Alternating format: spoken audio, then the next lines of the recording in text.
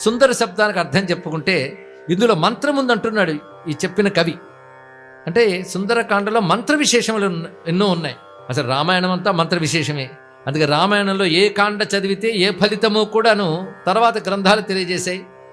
ఏ కాండలో ఏ సర్గపారాయణ చేస్తే ఏ ఫలితము కూడా చెప్పారు అంటే అది కేవలం కథ కాదు, అదొక మంత్రశాస్త్రమే. అందుకు అది పారాయణ చేసిన, మాట్లాడిన, విన్నా కూడాను వాటి ఫలితాలు రామాయణంలో ప్రతి సర్గకు ఉంది, ప్రతి కాండకు ఉన్నది. కానీ సుందరకాండ మరింత విశేషంగా కనబడుతున్నది. అందుకే సుందరకాండ మొత్తం పారాయణం చేయడం ఉన్నది. సుందరకాండలో కూడా కొన్ని సర్గలు పారాయణం చేయమన్నది.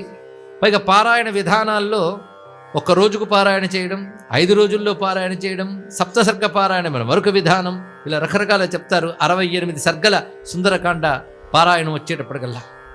అయితే దీనికి ఒక్కదానికి ఆ పేరు పెట్టడంలో విశేషం ఏమిటి అన్నది చూస్తే అప్పుడు ఈ శ్లోకమంతా అర్థమైపోతుంది. ఎందుకు రామాయణ